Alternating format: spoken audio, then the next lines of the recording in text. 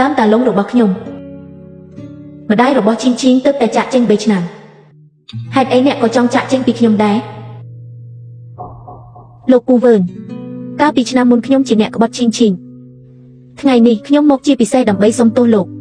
ក្រៅពីនេះចិត្តរបស់ខ្ញុំចំពោះជីងមិនដែលផ្លាស់ប្ដូរទេសង្ឃឹមថាលោកអាចអនុញ្ញាតឲ្យនាងរៀបការជាមួយខ្ញុំលោកប៉ាលីនយេមិនចង់អូសទាញខ្ញុំទេទើបគាត់សុំបែកគ្នាខ្ញុំជឿថាក៏សុខចិត្តនៅជាមួយគាត់ដែរហើយទូតូបានព្យាបាលមុខរបស់ខ្ញុំបានជាហើយនាងជាក្មេងដែលមានសំណាងលោកប៉ាប្រកាសជាចូលចិត្តនាងហើយលោកតាក្មេងនេះគួរឲ្យស្រឡាញ់ខ្លាំងណាស់នាងពិតជាគួរឲ្យស្រឡាញ់បើកាលពីមុនអ្នកស្ដាប់ពាក្យរបស់ប៉ាភ្លេចក្មេងអាក្រក់នោះទៅឥឡូវនេះខ្ញុំក៏អាចអបចៅស្រីតែគួរឲ្យស្រឡាញ់បែបនេះហើយលោកប៉ារឿងស្នេហាមិនអាចបង្ខំបានទេជីវិតនេះខ្ញុំស្រឡាញ់តែអាយេម្នាក់គត់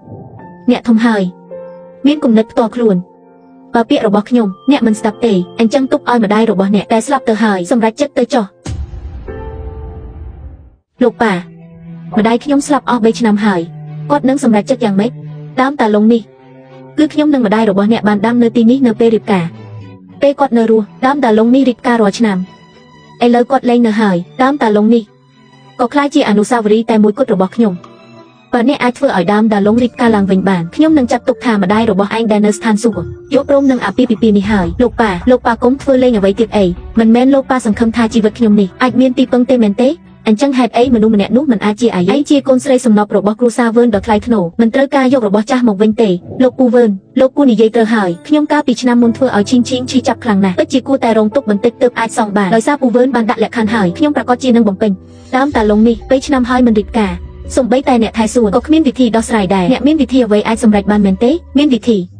បងទាំងអស់គ្នាចឹងសម្រាប់បងទាំងអស់គ្នាកំពុងតែមានបញ្ហាសក់ជ្រុះចាហើយមួយទៀតបងសក់អត់មានទម្ងន់សក់បងគឺខ្សោយ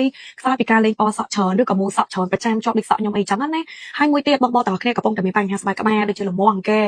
តនីជូនថាបងមកប្រើជាមួយនឹងសាប៊ូកក់សក់50សេនខាងខ្ញុំគឺឃើញប្រសិទ្ធភាពតាំងពីបងប្រើលើកដំបូងលើកទី1ហ្មងនិយាយទៅប្រសិទ្ធភាពគឺល្អខ្លាំង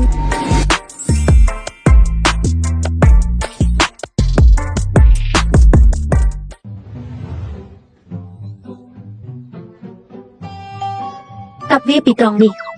ដល់ឆ្នាំក្រោយវានឹងអាចដុសពន្លកឡើងវិញហើយថាម៉េចក្បាច់នេះបង្រៀនដោយលោកយាយគោ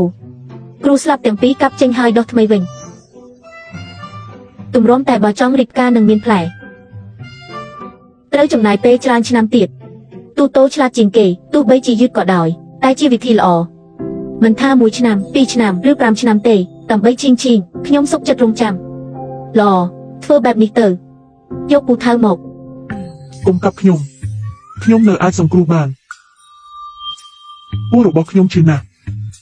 ឲ្យអ្នកណាមកព្យាបាលឲ្យខ្ញុំទៅតើអ្នកណាកំពុងនិយាយ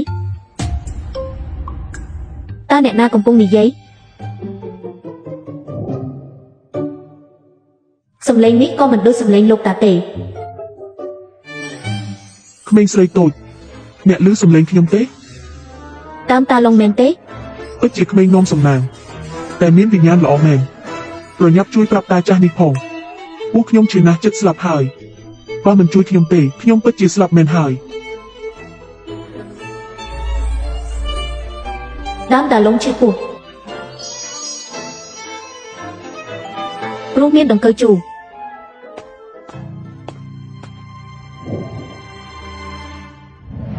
មិនអាចកាប់បានទេដើមតាឡុងនេះគឺជាអនុស្សាវរីយ៍តែមួយគត់របស់ម្ដាយគាត់និងខ្ញុំអ្នកកាប់វាគឺធ្វើឲ្យខ្ញុំទៅស្លាប់ហើយលោកប៉ាដើមឈើនេះតតែកាប់ទើបមានសង្ឃឹមរស់វិញបើមិនមែនលោកប្រយ័ត្នពេកមិនព្រមឲ្យអ្នកថែសួនចាត់ការខ្លាំងដើមតាឡុងនេះក៏មិនខ្លាចជាបែបនេះដែរលោកតាតូឮដើមតាឡុងនិយាយថាវាពិតជាឈឺពោះខ្លាំងណាស់ព្រោះមានដង្កូវនៅខាងក្នុងកំពុងតែខំវាមិននឹងអាចទៅរួចទៅខ្ញុំតែងតែឲ្យអ្នកថែសួនបាញ់ថ្នាំសម្លាប់សត្វល្អិតនាំចូលមិនអាចមានដង្កូវបាននោះតូឃើញអ្វីខ្លះទូឃើញមានដង្កូវខ្លាញ់ធំ5ក្បាលកំពុងខំវានៅខាងក្នុងកុំលេងសាច់អីកូនល្អសម្បុកឈើនេះរឹងមាំយ៉ាងនេះមិននឹងអាចឃើញមានអ្វីនៅខាងក្នុងបានទូចេញទៅ